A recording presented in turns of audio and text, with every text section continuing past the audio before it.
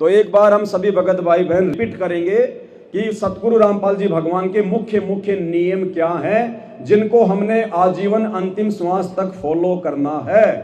और इनको फॉलो किए बिना यदि हम अपने घर परिवार रिश्तेदार समाज को ही प्रसन्न करने में लगे रहे और यदि ये परमात्मा रूठ गया तो भाई इस काल नगर में, इस काल लोक में समय आने पर, मुसीबतें आने पर हमारा कोई भी सहायक नहीं होगा। अरे वर्तमान में सहायक नहीं है कोई, आने वाले समय में तो सहायता कौन करेगा भगवान के अलावा। और भगवान कोई बेटा बेटी देख के, रिश्तेदार देख के सहायता नहीं करता, भगवान तो भक्ति देखेगा, मर्यादा देखेगा। तो मुख्य मुख्य सेवाएं परमात्मा ने एक शब्द के माध्यम से लिखवाई हैं सभी भगत भाई बहन। पेज नंबर 21 है, सतगुरु महिमात्मक जो पुस्तिका है, शब्द नंबर 9, पेज नंबर 21। भाई घर छूटो या जग रूठो, चाहे रूठो ये सन, कौन सुने मेरी जय गुरु रूठ गया मारा हो, गुरु रूठ गया मारा हो। भाई घर छूटो या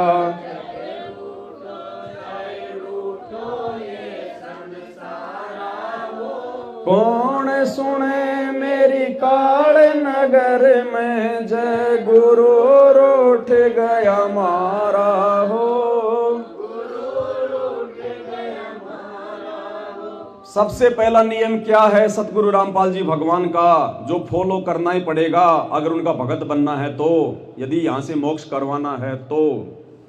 भाई मांस मदिरा सुल्फा गांजा ना गुटका बीड़ी पीना हो, मांस मदिरा सुल्फा गांजा ना गुटका बीड़ी पीना हो। महापाप इनको छूने का ये प्रथम वचन निभाना हो, प्रथम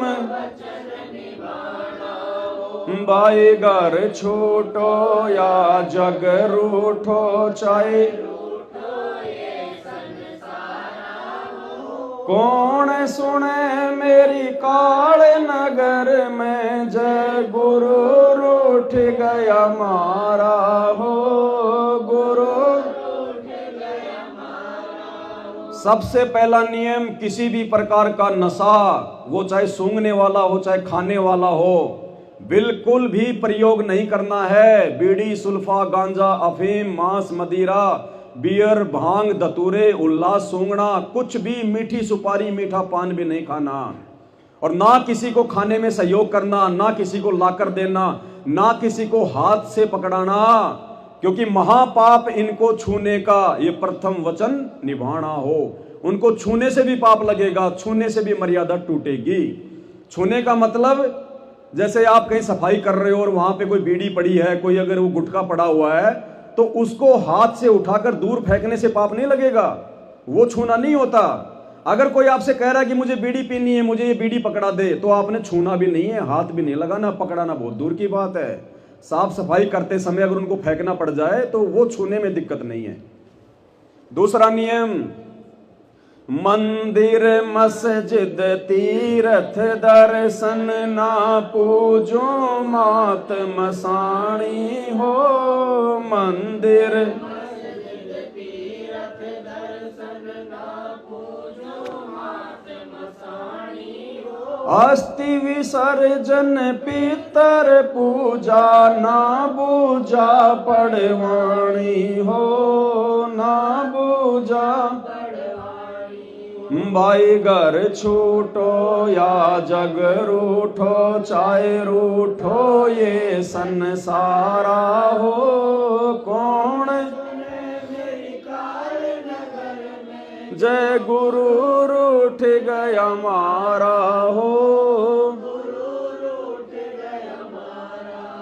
दूसरा नियम, किसी भी धार्मिक स्थल पर, तीर्थ स्थान पर, मंदिर मस्जिद चर्च गुरुद्वारे देवी धाम पर भक्ति भाव से नहीं जाना है, पूजा पाठ के लिए नहीं जाना है, कोई मन्नत मांगने के लिए नहीं जाना है।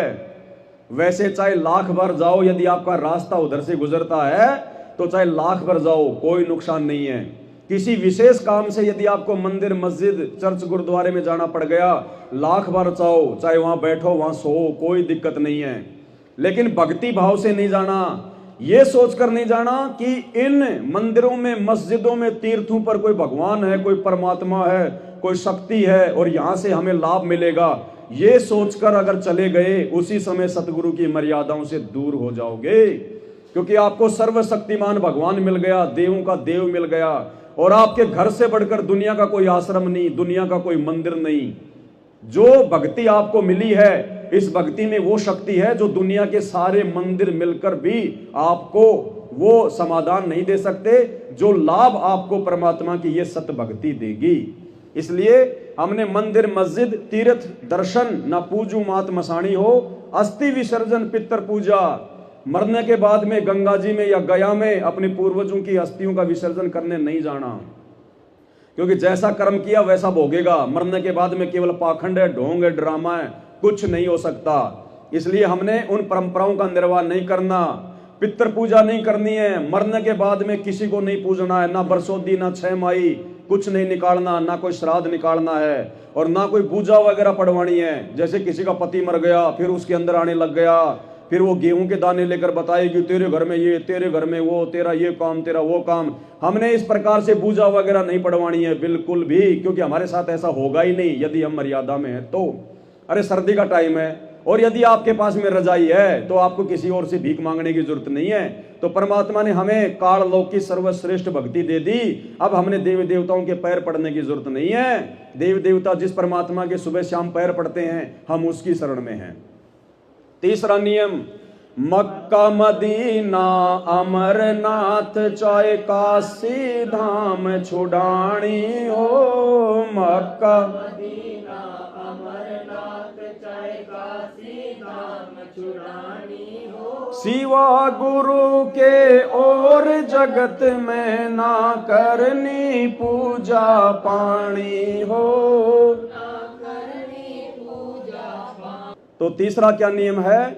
मक्का मदीना अमरनाथ चाहे काशी धाम छुड़ानी हो, मक्का मदीना अमरनाथ चाहे काशी धाम छुड़ानी हो, सिवा गुरु के और जगत में ना करनी पूजा पानी हो, ना भाई घर छूटो या जग रूठो, चाहे रूठो ये संसारा हो, कौन सुने मेरी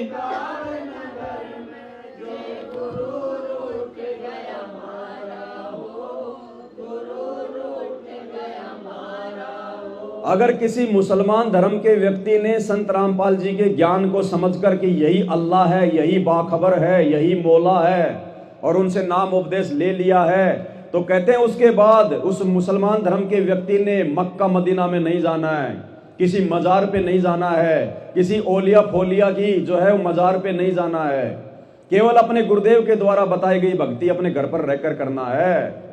और यदि कोई हिंदू है तो ना कोई अमरनाथ जाना, ना कोई केदारनाथ जाना, ना बद्रीनाथ, ना जगन्नाथ, ना नीलकंठ, ना हरिद्वार, ना मथुरा, ना काशी, ना बरसाना, ना द्वारिका, यानी अपने गुरुदेव की भक्ति के अलावा हमने और किसी भी तीर्थ धाम पर धक्के खाने के लिए नहीं जाना है। हमने उन मुर्दों की पूजा नहीं करनी है जिनकी आज केवल यादगारें शेष हैं, वो खुद शेष नहीं हैं।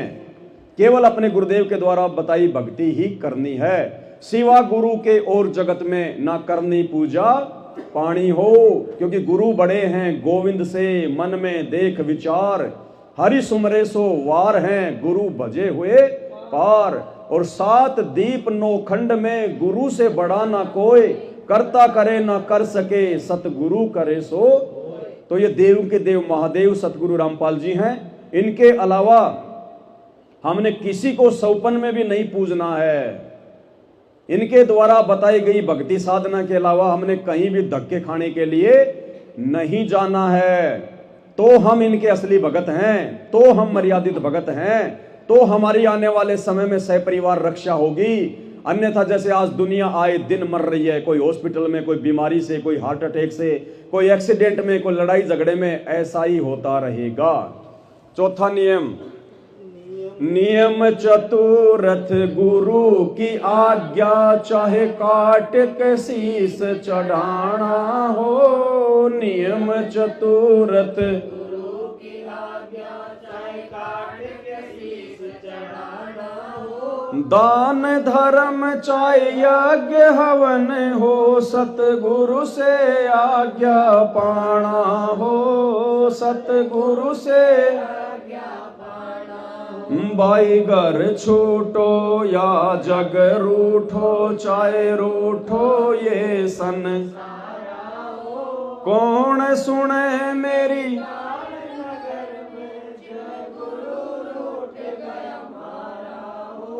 गुरु रूठ गया। नियम, चौथा नियम, नियम चतुरथ गुरु की आज्ञा, चाहे काट के शीश चढ़ाना हो। गुरु जी अपने भगत को जो आज्ञा दे दे, उसके लिए चाहे हमारे को शीश की कुर्बानी क्यों ना देनी पड़े, हम पीछे नहीं हटेंगे। लेकिन गुरु जी की आड़ में, गुरु जी की पीठ पीछे यदि हमें कोई कहे कि तुम्हारे गुरु जी का ये आदेश है, तुम्हारे गुरु जी की ये आज्ञा है, तो उस आज्ञा को, उस आदेश को पहले अपने गुरुदेव के सत्संगों से मेल करो कि ये व्यक्ति जो मुझे अपने गुरुदेव के आदेश बता रहा है, ये मेरे गुरुजी के वचनों से, उनके सत्संगों से मिलते हैं या नहीं है। अगर नहीं मिलते हैं तो हमने ऐसे किसी भी व्यक्ति के द्वारा उन दिए गए आदेशों को फॉलो नहीं करना है। चाहे वो गुरुजी का बेटा हो, चाहे गुरुजी की बेटी हो, चाहे गुरुजी की पत्नी हो, चाहे गुरुजी की माँ हो, चाहे बाप हो, चाहे बहुत बड़ा कोई कोऑर्डिनेटर हो, चाहे ये पवन दास हो। अपने गुरु के उन्हीं आदेशों को फॉलो करना है जो आदेश गुरुजी के वचनों से मेल खाता है। और यदि हमारे गुरुजी हमें साक्षात सामने प्रकट होकर, हमारे समक्ष खड़े होकर यदि कोई आदेश दें, तो हमने उस आदेश को फॉलो करना है, स्वीकार्य करना है। अन्य किसी व्यक्ति के कहने से, उसके झांसे में आकर, क्योंकि वो काल प्रेरणा होगी, वो आपको गुरु मर्यादा से नीचे गिराने का कार्य होगा। और ये कार्य काल प्रेरणा से संत रामपाल जी के कलयुगी बेटा बेटी, भाई बंधु, रिश्तेदारों ने, इन कोऑर्डिनेटरों ने पिछले 10 वर्षों से बहुत ज्यादा फैला रखा है। एक भी भगत की मर्यादा सुरक्षित नहीं है जो भगत इन आश्रमों से जुड़ा हुआ है। केवल साथ संगत वालों पे परमात्मा की मेहर है, परमात्मा की दया है। तो नियम चतुरथ सतगुरु की आज्ञा, चाहे काट के शीश चढ़ाना हो, दान धर्म चाहे यज्ञ हवन हो, सतगुरु से आज्ञा। ये लिखा जरूर मैंने है, ये शब्द परमात्मा ने दास को सद्बुद्धि देके लिखवाया नियमों के ऊपर, लेकिन ये कोई मेरे घर के नियम नहीं है। ये सारे के सारे नियम मैंने ज्ञान गंगा पुस्तक से लिए हैं, जो गुरुजी ने 21 सूत्रीय नियम लिखे हुए हैं। ये वही नियम है, दास ने केवल इनका जो है एक शब्द बनाया है। ये परमात्मा का आज्ञा है, परमात्मा का आदेश है। ये दान धर्म चाहे यज्ञ हवन हो, सतगुरु से आज्ञा पाना हो। अपने गुरुजी के हाथों के अलावा आपने किसी भी भगत को, किसी भी आश्रम में ज्योति पाठ 10वां अंश या दान का पैसा नहीं देना है।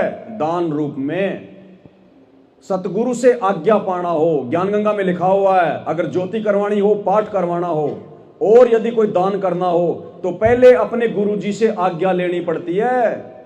और आज 99% संगत सतगुरु रामपाल जी से हिसार जेल में जाकर कोई आज्ञा नहीं ले रही है। जैसा उनका परिवार कह रहा है, उनके हाथों में पैसा रख देती है, उन कुपात्रों के हाथों में। क्योंकि संत रामपाल जी के अलावा दान लेने का कोई अधिकारी नहीं है, कोई भी सुपात्र नहीं है। उनका परिवार तो जन्मजात ही कुपात्र है। उनके परिवार ने तो ऐसे ऐसे कुक्रम कर डाले जिनकी कोई सोच भी नहीं सकता।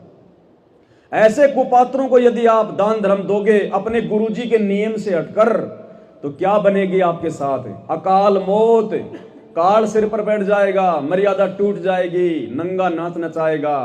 और आए दिन सार नाम प्राप्त भक्तों की दुर्गति से मौत हो रही है, दुर्गति से। और दूसरी तरफ सत्सेवक जो इस नियम पर चलते हैं, उनकी उंगली का नाखून तक नहीं उतरता, उंगली का नाखून तक नहीं उतरने देता सतगुरु, क्योंकि सतगुरु अपने मर्यादित भगत के साथ में रहता है। 5वां नियम क्या है परमात्मा का? झूठा खाना ना कुछ पीना, चाहे हो अमृत का। झूठा खाना ना कुछ पीना, चाहे हो अमृत का। दुनिया से ती कर दोस्ती, काठ का फंद लगाना हो, काठ का। भाई घर छूटो या जग रूठो, चाहे कौन सुने मेरी, जय गुरु रूठ गया हमारा हो। पांचवा नियम सतगुरु रामपाल जी भगवान का, जिसको फॉलो करे बिना भक्ति नहीं बनेगी। झूठा खाना ना कुछ पीना, चाहे हो अमृत का दाना हो। दुनिया सेती करे दोस्ती, काठ का फंद। कि भगत ने किसी भी जगत वाले का, अनउपदेशी व्यक्ति का झूठा खाना नहीं खाना है। झूठा पानी या कोई भी पेय पदार्थ उसका नहीं पीना है। जैसे आपके घर पे आपके रिश्तेदार आ गए, तो रिश्तेदार के साथ में बैठ के खाना खा सकते हैं, लेकिन एक थाली में खाना नहीं खाना।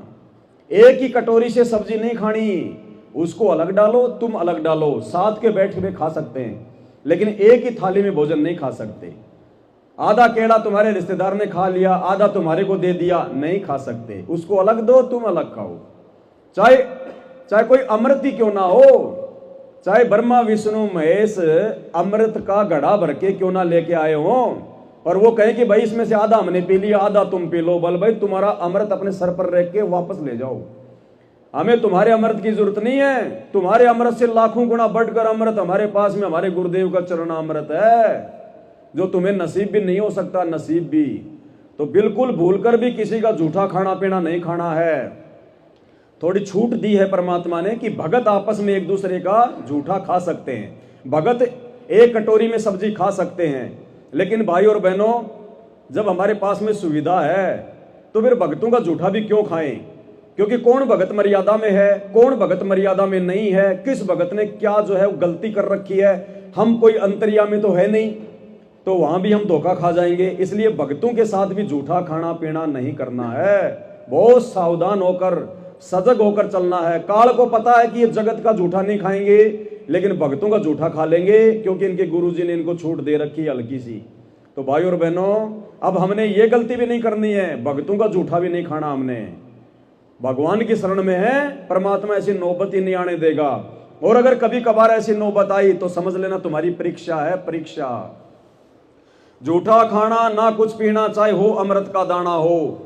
जबकि हमारे ही गुरु भाई बहन सतलोक आश्रम मैनेजमेंट हरियाणा वाले, उनको काल ठग रहा है।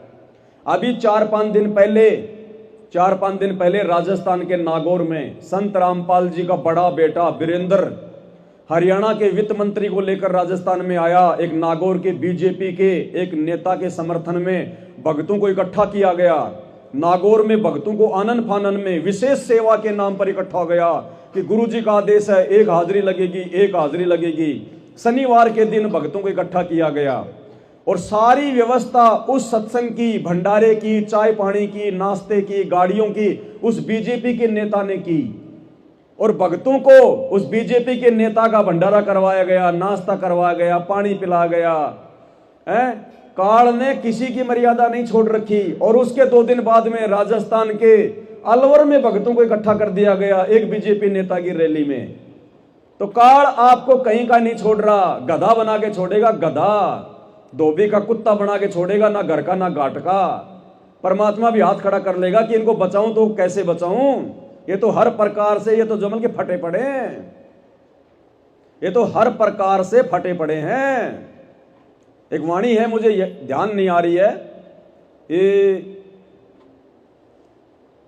वाणी ऐसी है जिसमें परमात्मा की वाणी है कि भाई वो दर्जी भी उस कपड़े को कैसे सीमे, जब वो अंबर ही फट गया तो दर्जी भी उसको कैसे सिलेगा। तो भाई भक्तों ने अपने मटके में इतने छेद कर लिए, सतगुरु भी सोच में पड़ गया कि कौन से को बंद करूं, कौन से को चालू रखूं। इतनी मर्यादा तुड़वा चुके हैं सतलोक आश्रम मैनेजमेंट वाले संत रामपाल जी के भक्तों की। भाई क्या होगा तुम्हारे साथ, बहुत बुरी बनेगी, बहुत बुरी बनेगी। और अब तो समय भी निकल चुका है कि तुम साथ संगति में आ जाओ, माफी मांग लोगे परमात्मा से। अब तो 18 अप्रैल के बाद वो समय भी निकल चुका है, अब तो कोई माफी भी नहीं है। अब तो जो तुमने बीज बोया है बस उसका परिणाम भोगना शेष है। तो झूठा खाना ना कुछ पीना, चाहे हो अमृत का दाना हो, दुनिया से थी करे दोस्ती, काठ का फंद लगाना हो। काठ का फंदा होता है, पुराने समय में राजा महाराजाओं के द्वारा जो सजा दी जाती थी उसमें काठ का जो मतलब फंद लगाया जाता था। आदमी हिलडुल नहीं सकता था, उसको मुर्गा टाइप में बना के उसके शरीर को मोड़ के लकड़ियों से बांध दिया जाता था, वो हिल नहीं सकता था, पीड़ा बहुत ज्यादा होती थी। तो कहते हैं अगर तुम भगत होकर अगर तुम जगत वालों के साथ में यारी दोस्ती रिश्तेदारी निभाओगे, जगत भाव में ज्यादा चलोगे, मर्यादा तोड़ोगे, तो तुम्हारे को यह समझ लो तुमने अपने ऊपर काठ का फंद लगा लिया। ये काल तुम्हें कहीं का नहीं छोड़ेगा, बहुत परेशानी में आ जाओगे। अब ये राजनेताओं की रैलियों में जाना, कभी बीजेपी को वोट, कभी कांग्रेस को वोट, कभी जाट आरक्षण में भक्तों को बैठाना, कभी आनंदपाल सिंह की सीबीआई जांच करवाना, रक्तदान दे दान के नाम पे भक्तों को इकट्ठा करना, ये क्या है? दुनिया से ती दोस्ती करवाई जा रही है तुम्हारे को, तुम्हारी मर्यादा तोड़वाई जा रही है काल प्रेरणा से। तो परमात्मा ने सत्सेवकों को बचाया, सद्बुद्धि बख्शी परमात्मा ने। छठा नियम, 6 मासी बरसो दी सरादा, ना कोई पिंड भराना हो। 6 मासी बरसो दी कोई पिंड भराना हो, ना पंडित कोई कर्म कांड हो, इस जगत को है समझाना हो। भाई घर छूटो या जग रूठो, चाहे रूठो ये सन, कौन सुने मेरी काल नगर में जय गुरु।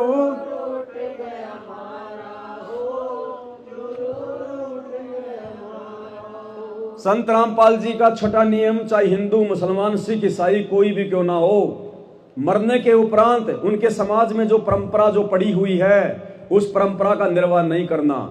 अगर आप हिंदू हैं तो आप उस मुर्दे को जाके आप उसको जला सकते हैं, मुसलमान हैं तो चाहे उसको दफनाओ चाहे जलाओ, कोई दिक्कत नहीं।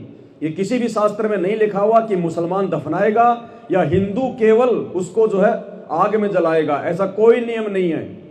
हिंदू समाज में जो साधु संत महात्मा होते हैं उनको जलाया नहीं जाता, उनको समाधि दी जाती है।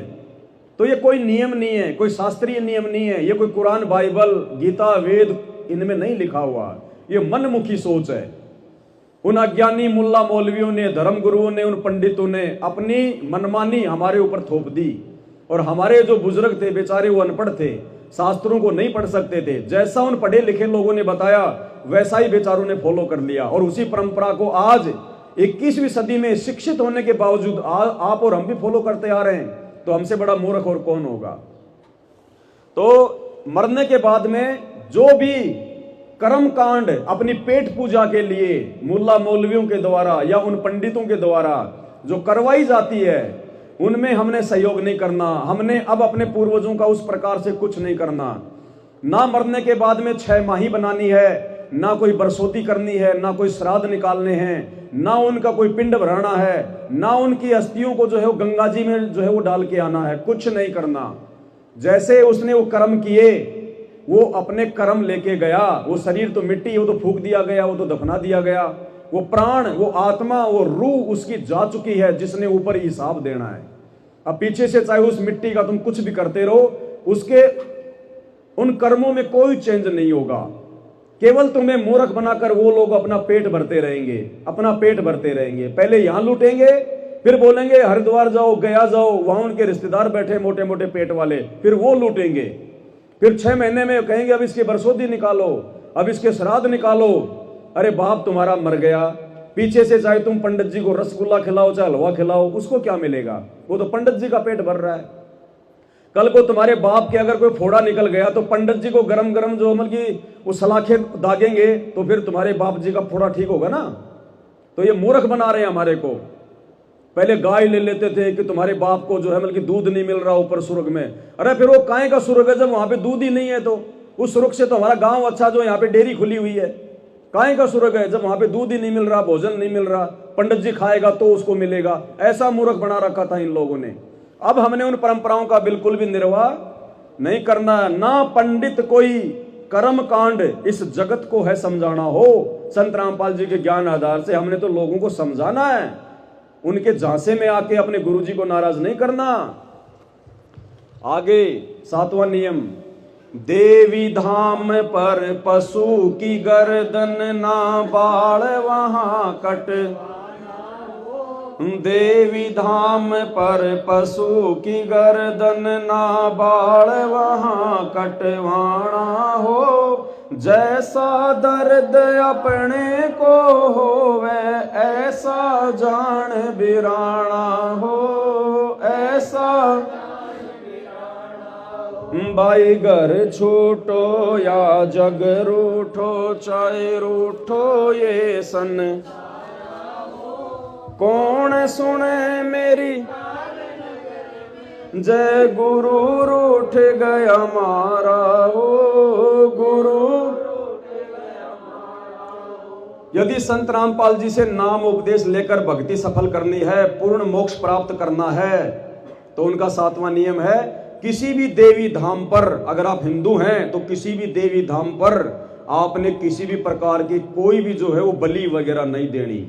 ना मुर्गा कटवाना, ना बकरा कटवाना, ना माता के, ना भैरू के, कहीं नहीं। यदि आप मुसलमान हैं तो आपने मांस को छूना भी नहीं है। ना बकरा खाना, ना मुर्गा खाना, ना गाय खाना, ना सूअर खाना, छूना भी नहीं है मांस को। सब उस परमात्मा की आत्मा है, सबको उस परमात्मा ने पैदा किया है। जैसा दर्द आपको होता है वैसा दर्द उसको भी होता है। वो भी रोता है, चिल्लाता है, उसको भी पता है। तो कहते हैं देवी धाम पर पशु की गर्दन ना बाल वहां कटवाना हो। ये तो राक्षसों का भोजन है। मांस खाना तो राक्षस टाइप के लोग खाया करते थे। मांस तो कुत्तों का भोजन है, भेड़ियों का भोजन है। और आज इंसान मांस खा रहा है, इंसान मांस खा रहा है, इंसान भेड़िया बन गया, कुत्ता बन गया इंसान।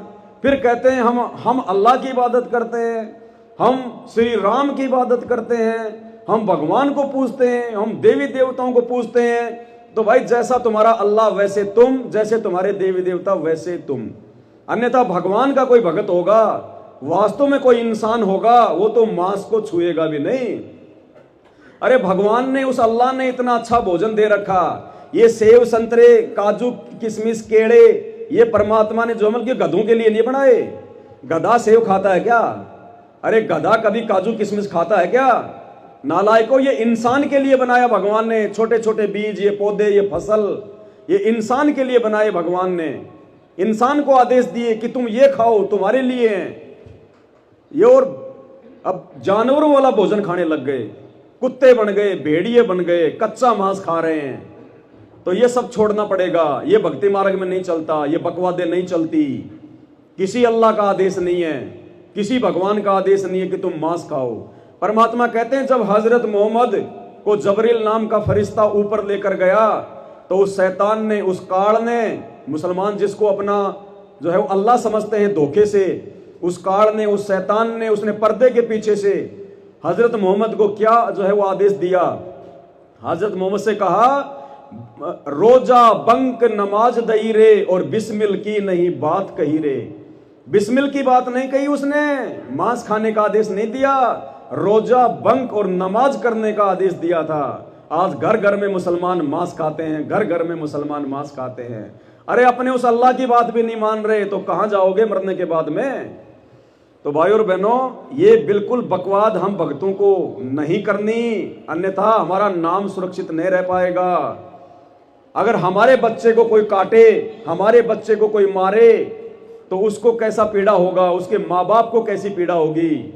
वही पीड़ा उसको होती है जब वो कटता है। आप अपने बच्चे की उंगली काट के पका के खाओ। अगर असल में यदि आप जी कहते हो कि भाई मांस खाना उस अल्लाह का आदेश है, तो आपके बच्चे के अंदर कोई मतलब की भूस नहीं भरा हुआ, आपके बच्चे में कोई तूड़ा नहीं भरा हुआ, आपके बच्चे में कपड़ों की जो है वो कर्तन नहीं जो है वो भरी हुई, आपके बच्चे में भी मांस है। तो जैसे तुम मुर्गा काट के खाते हो ना, अपने बेटा बेटियों को भी काट के खाओ। अगर मांस खाने का आदेश अल्लाह का है तो फिर पता चलेगा क्या होता है मांस खाना। अल्लाह का आदेश है, भगवान का आदेश है। फिर वो काहे का भगवान, काहे का अल्लाह? वो तो दुष्ट है, वो तो नीच है, जो एक दूसरे को अपने बच्चे खाने का आदेश दे रहा है। गधा भी उसी की रूह, इंसान भी उसी की रूह। वो काहे का बाप है फिर वो, जो अपने बच्चों को अपने बच्चे खाने का आदेश दे रहा है? तो ये अल्लाह का आदेश नहीं है, भगवान का आदेश नहीं है। संत रामपाल जी के सत्संग सुनो, पता चलेगा अल्लाह कौन है, भगवान कौन है, और क्या खाने का आदेश है, क्या खाने का आदेश नहीं है। तो ये गलती हम भक्तों ने नहीं करनी है। किसी भी देवी धाम पर, किसी भी माता मसाणी को, भैरू को, काली को ये दारू चढ़ाना, ये बकरे चढ़ाना, ये ड्रामेबाजी नहीं करनी। सहयोग भी नहीं करना है। बकरा बलि का खरीदने के लिए कोई 1 रुपया मांगे तो भी नहीं देना, भूलकर भी ध्यान रखना। जैसा दर्द अपने को होवे ऐसा जान बिराना हो, तब तो भगत है हम, वरना काहे के भगत हैं हम।